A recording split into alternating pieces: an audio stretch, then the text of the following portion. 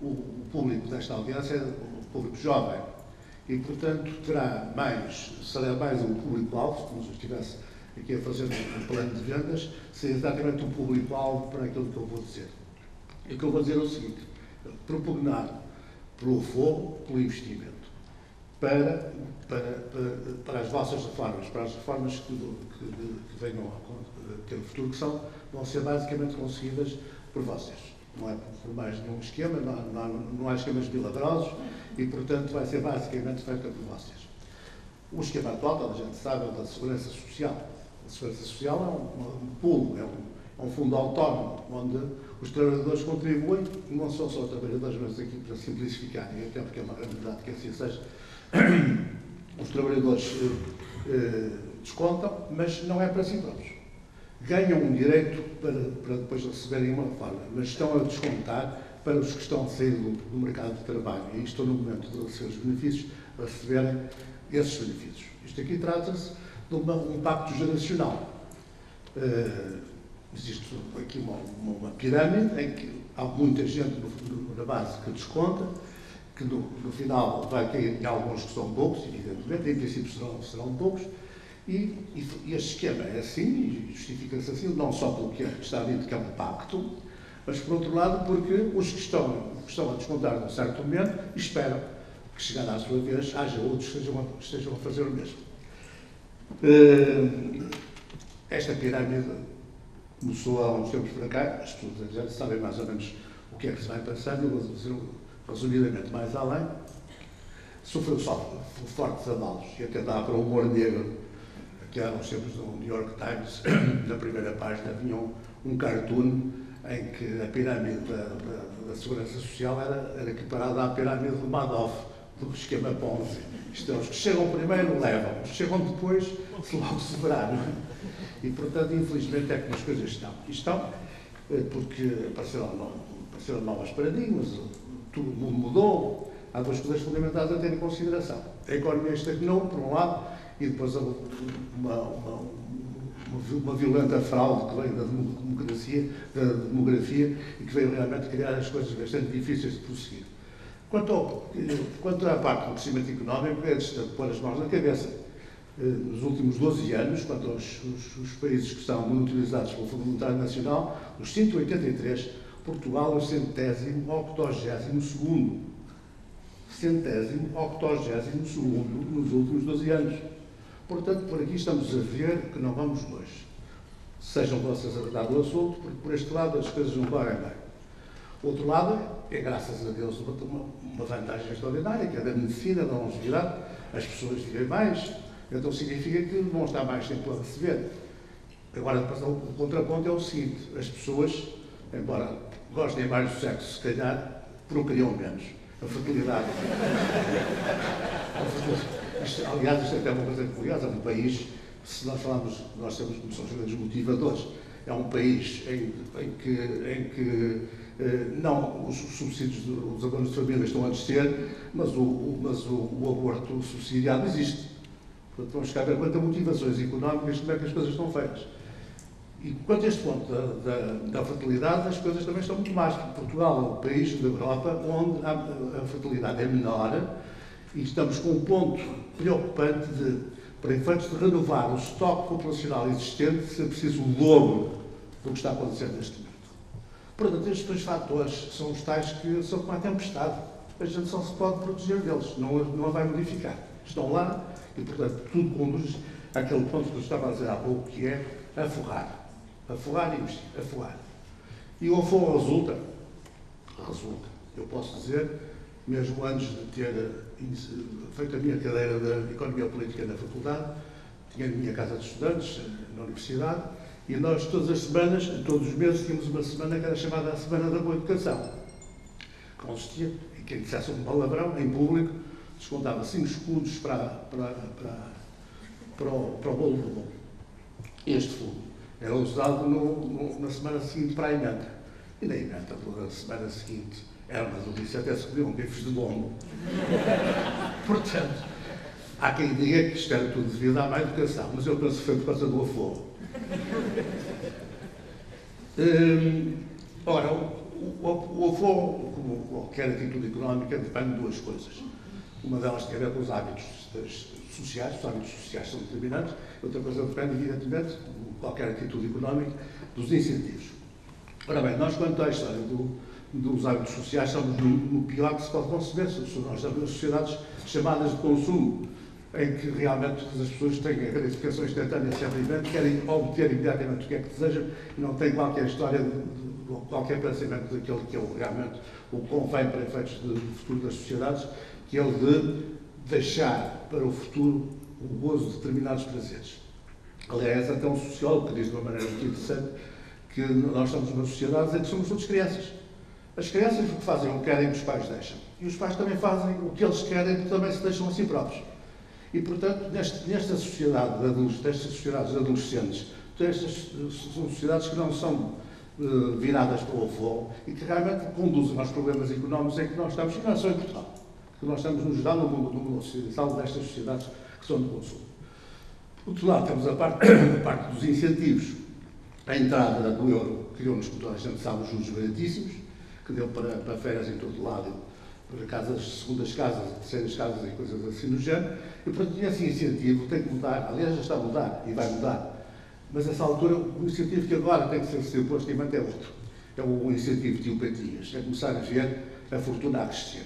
Pode ser uma pequena fortuna, é a conta de investimento que vai aumentando, que essa altura dá prazer ver crescer, porque isso também é uma coisa que diz respeito àquilo que é o nosso esforço. Ao ver-se o dinheiro a crescer na nossa conta, de uma certa forma, é o nosso esforço que lá está metido. Isso é uma alegria pessoal. Portanto, é esse incentivo que tem que estar lá para todos vocês. Para o fogo, é pensar agora no futuro, é adiar o prazer imediato para a vantagem que se vai ter no futuro. Uma coisa que é curiosa é que, ao estar a forrar para si próprio, que eu não estou a dizer, façam isso, forrem para vocês, o que pensam é na vossa reforma, estão a fazer uma coisa que é curiosíssima, que já vem da riqueza das nações, que é, ao prosseguirmos os nossos interesses próprios e individuais, no final vamos ter um efeito colateral, que é, vamos beneficiar a sociedade toda. Com os aforros que nós conseguimos os nossos investimentos, é depois toda a sociedade que vai ter vantagem, porque entra tudo na economia e, portanto, com a economia vamos todos enriquecer. Há um caso, um case study, muito interessante, de 1973, no Chile, com a reforma Pinheira. E então, a Segurança Social não tinha o esquema que nós temos cá em Portugal. Era um esquema diferente, como se fosse uma espécie de poupança-reforma. Os trabalhadores descontavam para si próprios, a poupança era para si próprio, e tinham basicamente fundos de poupança-reforma. Dizia-se até, quando eu gostava de dizer há pouco, devia a riqueza a crescer, que havia a conta, em cada um via aquilo que estava a descontar, se estava a ter sucesso ou o sucesso que estava a ter. E para o ponto que eu estava a focar, que é o beneficiar a comunidade em geral, dizia-se o seguinte: nos 15 anos subsequentes à introdução desta reforma, o Chile cresceu à média de 3,5%. Nos 15 anos anteriores, crescia a média de 0,5%. Portanto, isto é muito curioso, vamos poupar para cada um de nós, para o nosso próprio benefício, e depois com essa certeza. Vamos fazer também, então, vamos pensar no futuro, viva o futuro, todos nós vamos ganhar com esta atitude. E agora, o ponto mais engraçado, que é o seguinte: e então, vamos para o afogo, o que é que fazemos ao dinheirinho? Vamos investir em ações. Podem dizer assim, os senhores estão enganados, aqui não é um casino, isto é um teatro, aqui fala-se de coisas sérias, não vamos falar aqui de brincadeiras. Mas é mesmo assim, é que se realmente as ações são ativos voláteis a curto prazo, logo de risco, a longo prazo isso já não acontece. Mas se falar de longo prazo, de prazo de 10 anos. E eu posso afirmar que se todos nós estivermos aqui, na segunda-feira, vamos comparar ações diferentes, países diferentes, etc. Exceto se cairmos em algum sítio onde seja uma bolsa para estudar, porque há sempre aquelas inflações de ativos que acontecem. Se isso acontecer, dentro de 10 anos, vamos estar todos a ganhar dinheiro. Não uns a ganhar e outros a perderem.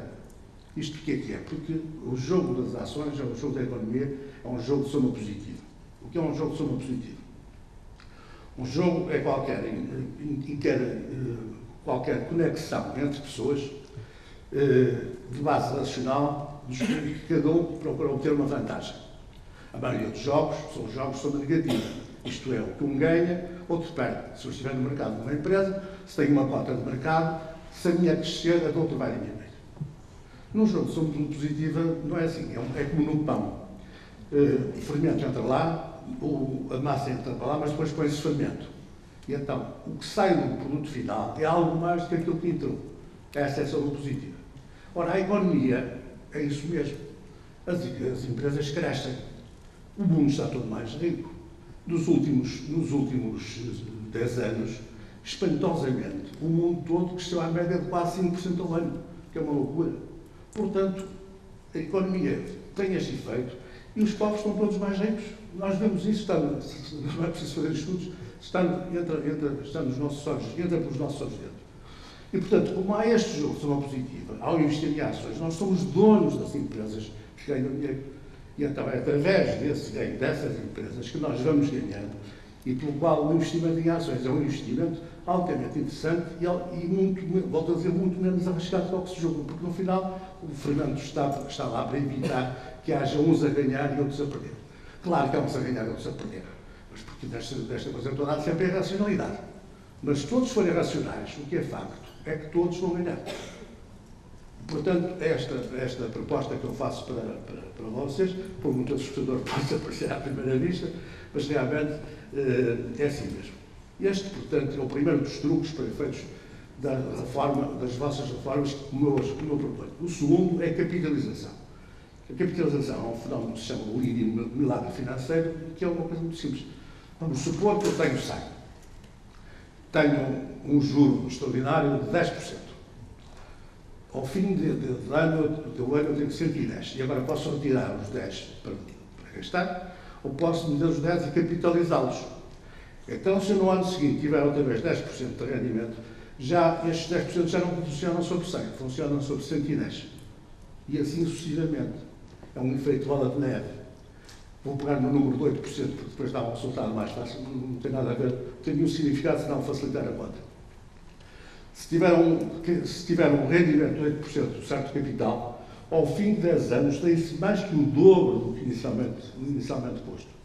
Portanto, para efeitos desta proposta que eu vos faço, tem dois remédios. O jogo de soma positiva das ações, por um lado, vamos pôr basicamente com ações, e por outro lado, a capitalização. Pegar nos dividendos, ou nas mais-valias, e meter outra vez no bolo para ele continuar a crescer. É o Warren Buffett que fala exatamente do bolo que cresce. Ou da bola, o efeito bola de neve. E realmente é um efeito bola de neve. Mas deixando de teoria, vamos falar de evidência empírica, que realmente a maioria de nós somos pessoas exatamente das universidades, etc. Então, a evidência empírica é que conta. O maior estudo que existe sobre este assunto é feito pelo professor Ivaldo, que é a maior autoridade mundial sobre rendimentos comparados. E então, ele considera, ele prova, que para investidores individuais, normais, não são aqueles que, por exemplo, lidam com arte egípcia ou Matisse, ou coisa assim do género, são outro tipo de mercados que nós não temos acesso. E, portanto, diz ele que as ações são de todos os ativos que a gente vai ter, os que atingem a maior remuneração. E para os Estados Unidos, com uma série longuíssima, de 1871 até janeiro, exatamente agora de 2011, o investimento em ações dá ao ano, em média, 9,7%.